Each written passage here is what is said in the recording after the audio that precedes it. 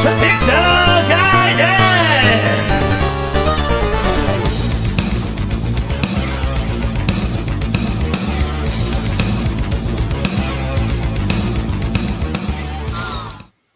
So I am here with Pajaco6502, or Paul Jacobson, as he's known in the real world. And we are going to talk about what is his crown jewel of his collection.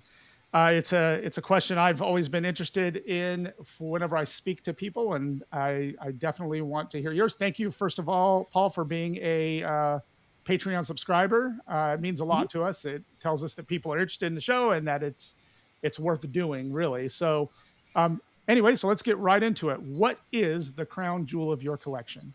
Okay, so hi everyone. So I had I was just chatting before the thing, so many things I can choose from.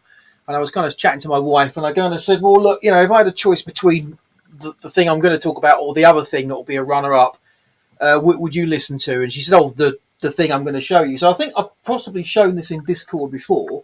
So I don't know if you can see this. This is, and there is a story behind it. So this is the Kaboom Atari. And then, again, I'll try and show you. Obviously, I can send pictures if you wish, but there's a photograph there, and that was my high score from when I was about 5 years old.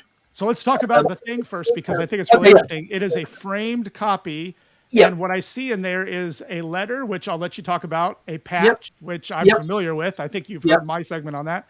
A Kaboom cartridge, the instruction manual, and a screenshot. So, and it's beautifully framed, which it looks awesome. So, please tell me what that is about.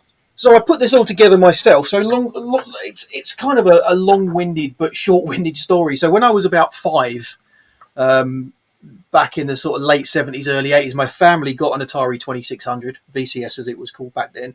And, cartridge games, and of course, being a young boy back then, it's like, I love video games. So I got into it. And as you know, Activision did this whole thing about if you reach a certain score, you can send off and get a patch.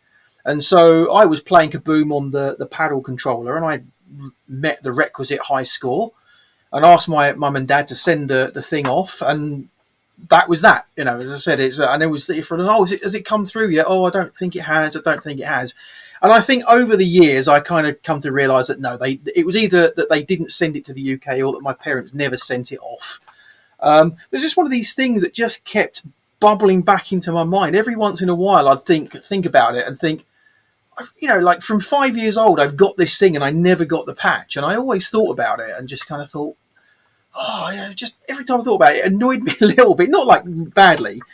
And then a few years ago, I saw one on eBay, and it was in the US, and shipping was horrendous, as you can imagine, to the UK. And I kind of left it there and then just forgot about it. And then kind of it popped up again and I forgot about it. And then one day, basically, I think I just said, you know what, this is ridiculous. I'm going to buy the thing. As I said, it's no worse than a night out somewhere with a few drinks with friends. So screw it, I'm going to buy the thing. And I bought the patch, and it all turned up in the post. And I was like, yeah, great. Right, well, what am I going to do with this? So, right, well, I'll next time I go over to my folks' house, I'll rifle through the box of photographs. And so I rifled through all the photographs, and I found a bunch of screenshots. And because they were taken with a real camera on a TV screen, they weren't the greatest quality, as you can imagine.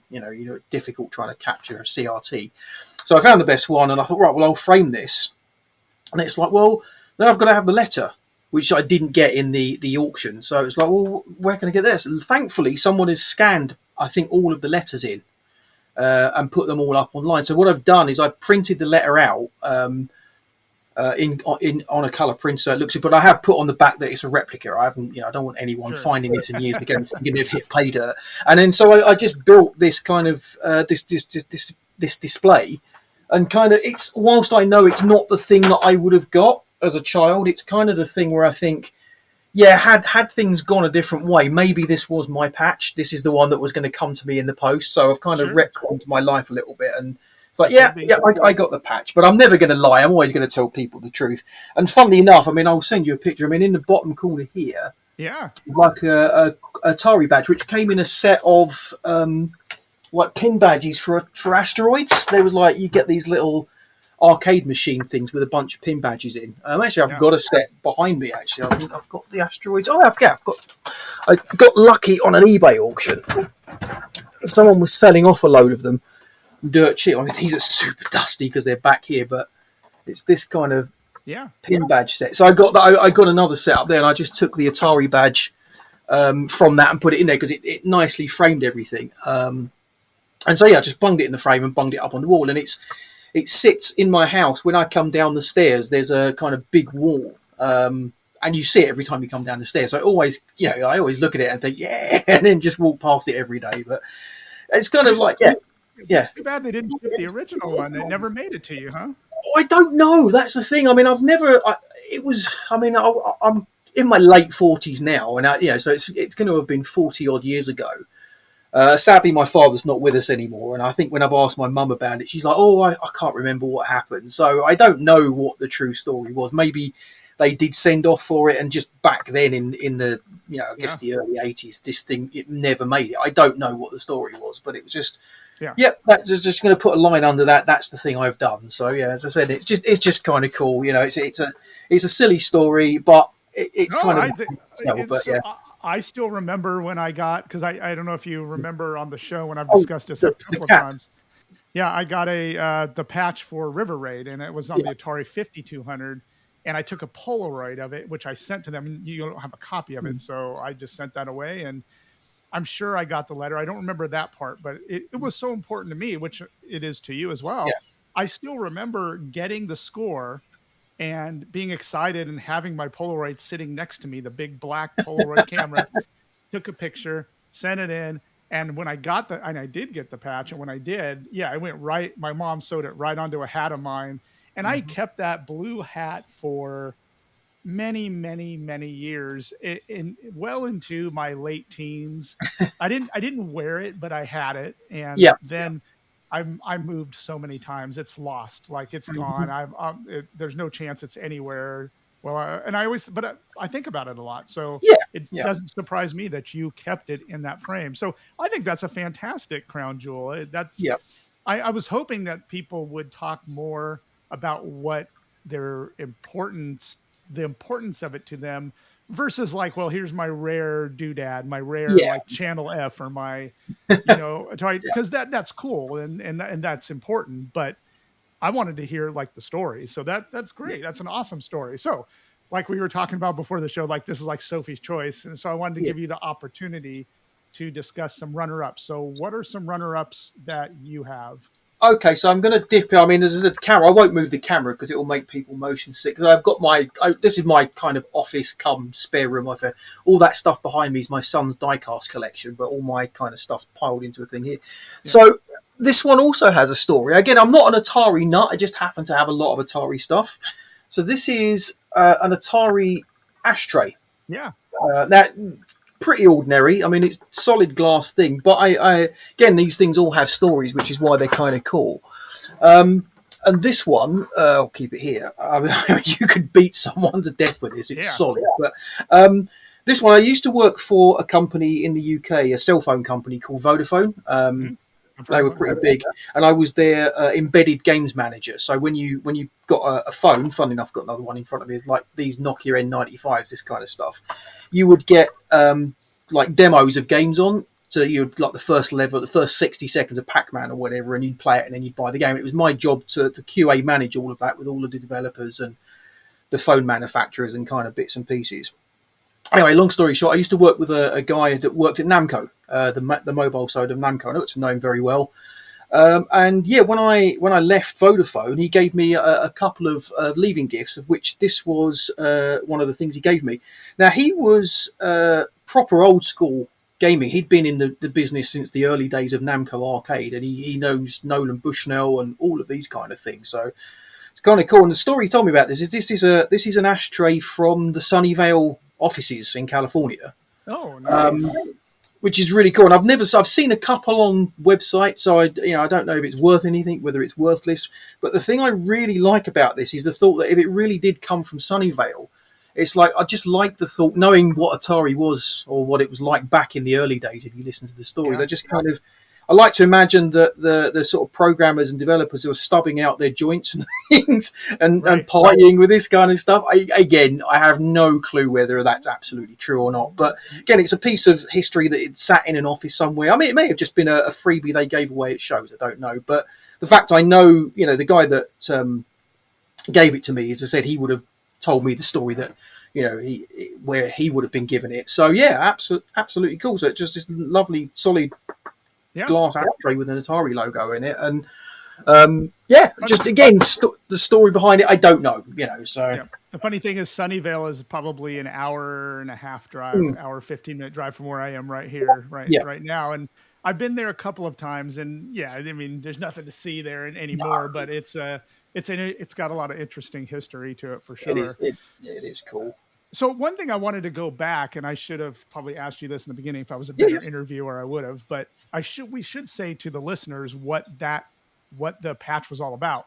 Atari had a campaign where you would get a game, and they were select games. I don't remember how many there were, but you would, back then, this was late 70s, early 80s. I know mine was in the early 80s when I got mine. Yeah. If you achieved a specific high score, which they outlined, I think in the instructions or a little card insert in the game, you would send a picture of the screen with the high score to Atari in Sunnyvale, and they would issue you a patch and the letter like you described, and in congratulations. And these things are, I know there's replicas out there right now, but but the originals are getting rarer and harder to find. And I remember, like you, I went out. I remember on eBay looking for the River Raid one, and there were a couple of on there. I don't know if they were the replicas or they were the real deal, but I looked on there, and the real ones supposedly go for a pretty penny. Yeah, I mean, I paid. I'm not shy about it. I think I paid. I've had this for about 5 or 6 years now, and I think I paid £40 plus postage to get it over from there, and that came with the cartridge as well. So this is an NTSC Atari cartridge, so I couldn't play it in well, actually I could, the colours would be messed up, but I think it was Activision, not Atari, that ran the campaign. And for this particular thing, it was like score at least 3,000 points against the Mad Bomber. You're right. I stand corrected. You are absolutely right. That's only Activision, because it was River Raid. I got mine for River Raid, which is Activision as well. Yeah. No, it's only because I was just literally reading the letter, and you've got the big Activision logo right at the top there. But again, that letter's a thing. I know there are lots, and I go by eBay feedback. The person I bought it from had a lot of positive feedback, so I'm going to assume it's a real patch. And I don't know how popular Kaboom was. I mean, a few people know about it, but it's not one when you talk to the sort of muggles that don't do they won't remember that. They'll remember the asteroids and the Pac-Man and all those kind of pieces. So and I remember the only games I remember that had the patch deal was Kaboom, Hitfall, River Raid, and I can't. That's the only three that come to mind right now. But I know there's more. I think it was all the Activision line. Yeah. Yeah, no, there are tons. I mean, I looked it up because I have a tendency to sort of go down a rabbit hole when I'm looking into things, and you're like, and they've got this one, and that's how I end up with so much stuff that I haven't got space for. Because I'll get another patch, and I'll get another patch. It's like, no, I'll buy this one patch, and it's done. But they've done loads, and I think, funnily enough, it's buried away. I'll happily send photographs in Discord separately, but David Crane and I can't remember, is it Larry Kaplan, the other guy? They formed a new company recently. They did, and they did a game. I bought their first game, obviously, and because I got in, I was waiting for because they had a countdown, like now you can buy it. And because I got in early, they actually did send a patch with it, but it's buried away. So much rubbish over here. They sent me the Atari 2600 game and the patch, so it's somewhere. I'll send you guys a picture of it in Discord at some point. Sure, and that game looked amazing. We talked about it a little bit on the show. It was like like a train or with clowns or something. Yeah. And, I was going to say I haven't played it. That's the weird thing. I don't currently have an Atari 2600. I've had one and I modded it and sold it to somebody because I've got the Mister and all the other things that can play it. Right. But it's just sat under there sealed at the moment. Not because I'm one of these, I'm going to keep it sealed and sell it. It's just because I haven't had an opportunity to open it and play it yet. So, Cool. Well, Pajaco, thank you for coming on and telling us about the crown jewels of your collection. Hey, I really welcome. appreciate it. And like I said, I think, and we'll be discussing this in January episode, this is going to, for me at least, this is going to be the year of the Patreon supporter. So I'm going to Cool. try to do a lot more Patreon participation, whether it's, I'd love to do a roundtable discussion where we have a bunch of people, but that might be a YouTube only thing, but I'm still throwing around ideas in my head. So, Yep. but you're the very first one though. You have the honor of being the very first one for Awesome. this year. Cool. So I appreciate it. Thank you for coming on. No, thank you for having me. Cheers. Cheers.